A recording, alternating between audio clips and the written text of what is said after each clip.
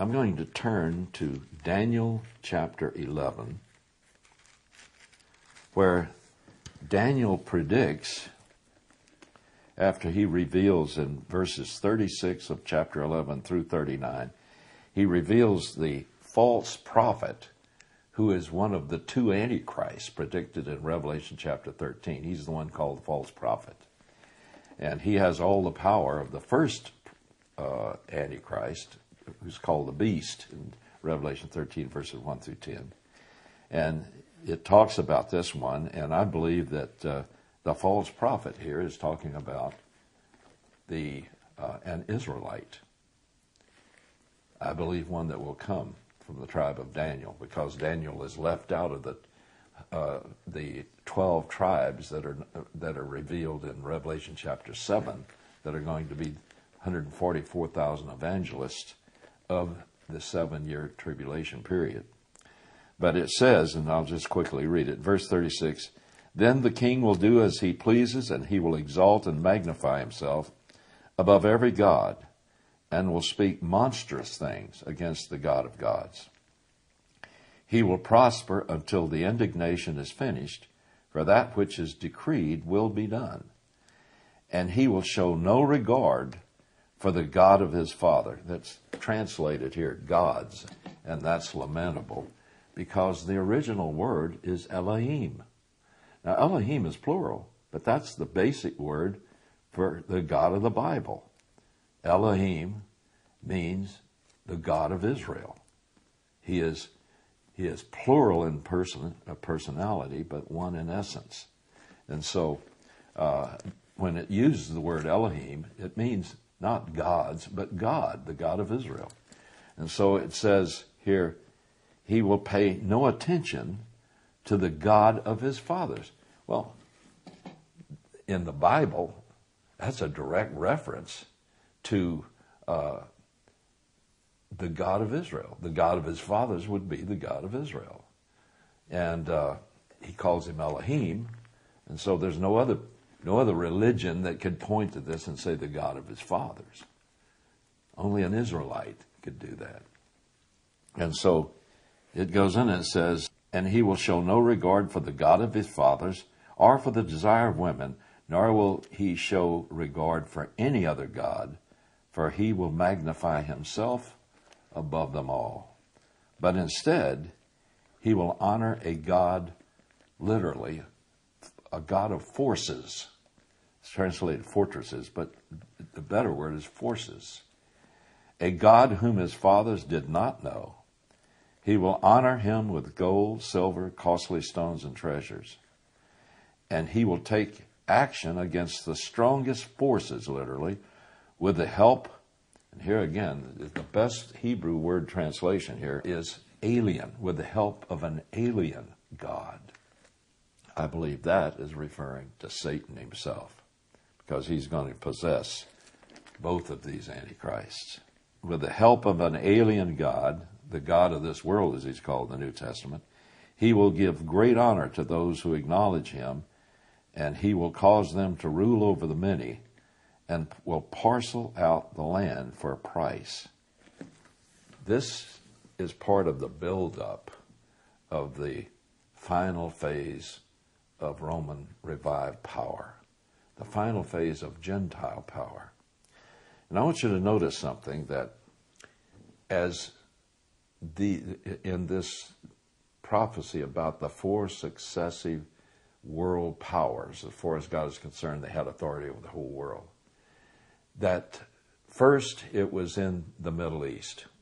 It was in Asia Minor. It was in first Babylon, then the Medes and the Persians. But from that point on, it kept moving westward, because Persia was taken over by the Greeks. They were to the west. Then Greece was taken over by the Romans. They were further to the west. And so that's instructive, because it shows, what collection of cultures has had the dominance in the world that we know, since the time of Christ, since the Romans. It has been the West, and the great inventions of war and so forth have all basically been in the West. The conquerors have all come basically from the West. And so this is the capstone of them right here.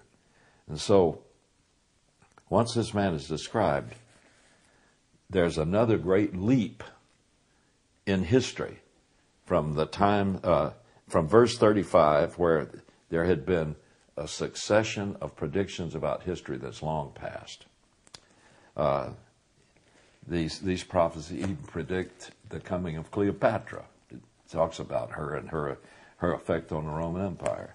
But then when we come to verse 35, it says, "And some of those who have insight will fall in order to refine, purge, and make them pure until the time of the end, because it is still to come at the appointed time." Now, that's the end of that successive part of prophecy.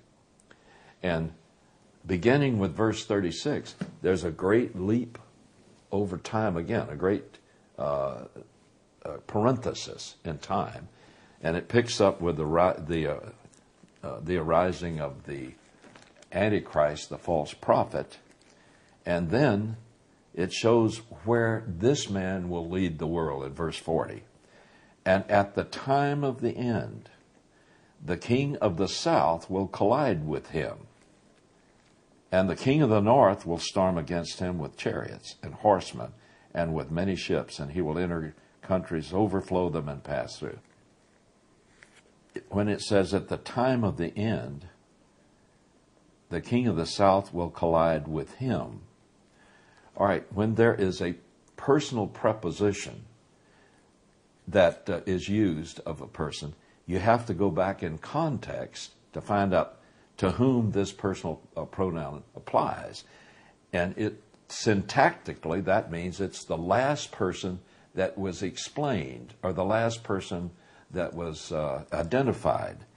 And the last person that was identified was the Antichrist, the false prophet.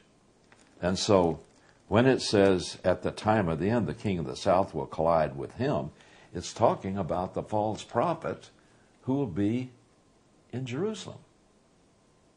And it says, "And the king of the north will storm against him with chariots, with horsemen, and with many ships, and will enter in countries and overflow them." So the king of the south joined with the king of the north to attack the false prophet.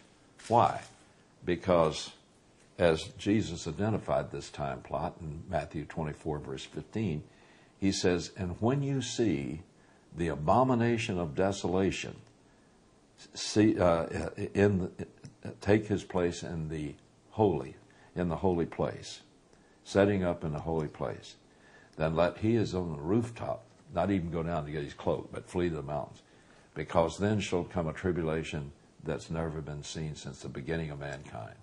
Now, in other words, the moment this person, the Antichrist, takes his seat in the Jewish temple and takes his seat in the Holy of Holies, which is the abomination of desolation, and then proclaims himself to be God, and that's the ultimate blasphemy, that's when this loose alignment of world powers split, and they attack. They attack right away the Antichrist and Jerusalem to free it. And they're joined. The king of the north, Russia, leads the confederacy of Muslim nations that are with Iran in to take over and free that.